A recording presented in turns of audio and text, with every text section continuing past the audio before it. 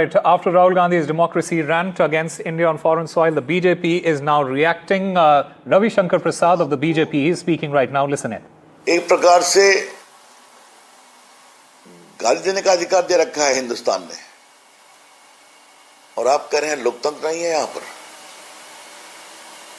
आप राहुल गांधी सब कुछ बेबुनियाद बेशरम भरी बातें करते हैं भारत के खिलाफ, भारत में, और विदेश में कहते हैं कि भारत में बोलने की आजादी नहीं है। पूरा लोकतंत्र है, देश के लोग आजाद हैं। लेकिन राहुल गांधी की समस्या ये है कि उनको वोट नहीं मिलता तो सत्ता चाहते हैं, और अगर विदेश में जाके भारत को अपमानित करिएगा तो जो भी सीट मिली है जनता वो भी नहीं जिताएगी आपको, जान लीजिए आप। अब आप चीन की तारीफ कर रहे हैं कि भारत तो दुनिया की बड़ी ताकत नहीं बन सकता, लेकिन चीन दुनिया का नेतृत्व कर सकता है। भारत के आर्थिक विकास पर भी आपको आपत्ति है, रोजगार नहीं मिलता। आज भारत दुनिया की चौथी बड़ी इकोनॉमी है, तीसरी बनने के रास्ते पर है। तो आपका चीन प्रेम दिखाई पड़ता है,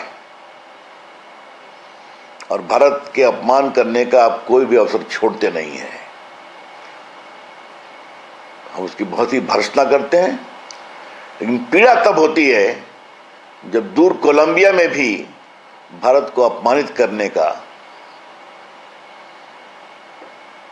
बेशर्मी के साथ राहुल गांधी कोई अवसर नहीं छोड़ते। ये बहुत निंदनीय है।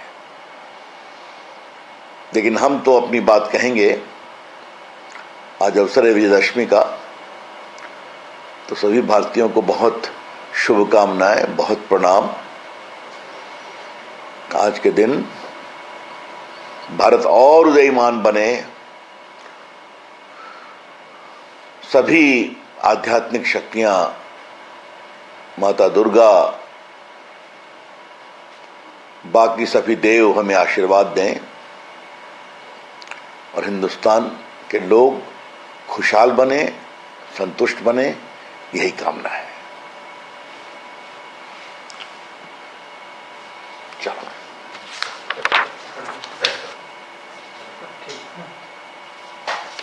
क्या क्या क्या क्या ही बोलता है भाई। तीनों मुद्दे सर आपने एक में ही दे दिया जवाब। ये तीनों मुद्दे थे, एक में आपने तो दिखा बस हो गया।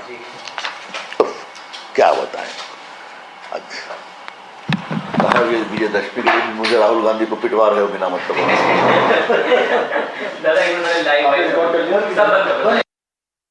All right, the BJP goes after Rahul Gandhi after his statement that he made at Colombia. And Rahul Gandhi's democracy rant against India on the foreign soil, it has yet again sparked a political flashpoint in India.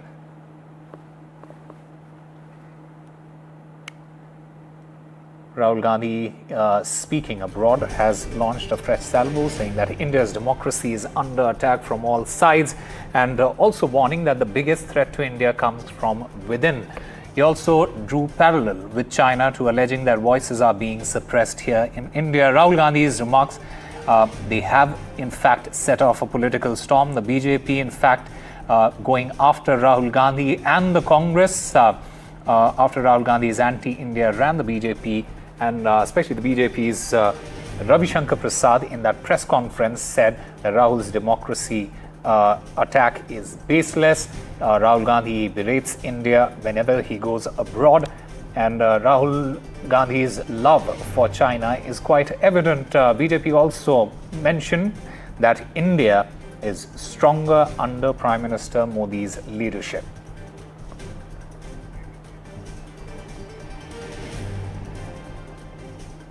So the BJP calling it a rant against India on foreign soil, while the Congress insists it's a wake-up call for the nation. In fact, while talking about India's strengths, Mr. Rahul Gandhi said at Colombia, he said that India has immense potential.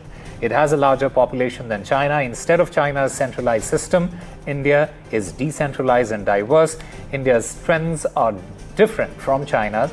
In fact, India also has an ancient spiritual and ideological tradition, and it is very useful for today's world. India can offer a lot to the world, but there are also some dangers. Rahul Gandhi, he said that the attack of democracy is the biggest threat. Rahul Gandhi, in fact, meanwhile, also took a dig at Donald Trump, the US president, saying that Trump's polarization campaign, it involves most of the unemployed in America. So Rahul Gandhi's democracy rant against India on foreign soil has yet again sparked a political flashpoint in India.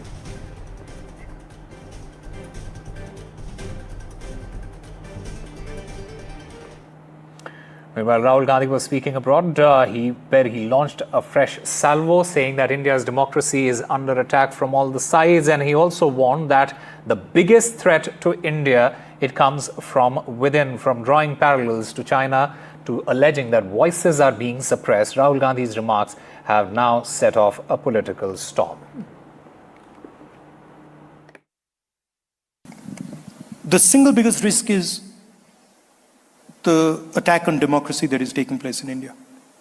Because India has multiple religions, multiple traditions, multiple languages, and India actually is a conversation between all its people. And different traditions, different religions, different ideas require space. फिर से एक बार राहुल गांधी वही कर रहे हैं जिसके लिए वो जाने जाते हैं। एलओपी मतलब लीडर ऑफ प्रोपेगेंडा बन चुका है। ये वही व्यक्ति जिन्होंने विदेशी धरती पर जाकर बोला कि इंडिया की डेमोक्रेसी खत्म, यूएस यूके मस्ट इंटरवीन। इसका मतलब कि भारत की संप्रभुता पर भी सवाल खड़े किए। विदेशी धरती पर जाकर एक बार सनातन संस्कृति पर भी सवाल खड़े किए।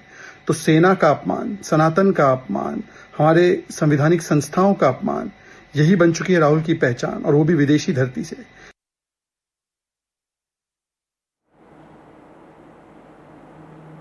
He is a disgrace.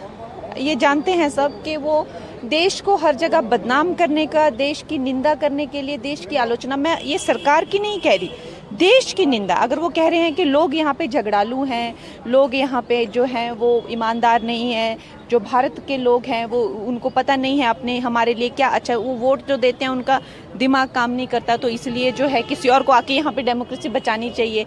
ये सब बातों से वो ये दिखाते हैं कि भारत के लोग जो हैं वो बुद्धिहीन है, वो यही कहना चाहते हैं ना। तो खैर that's why I call him a disgrace. वो जो है देश को शर्मिंदा करते हैं हमेशा, और देश भी उनसे शर्मिंदा है।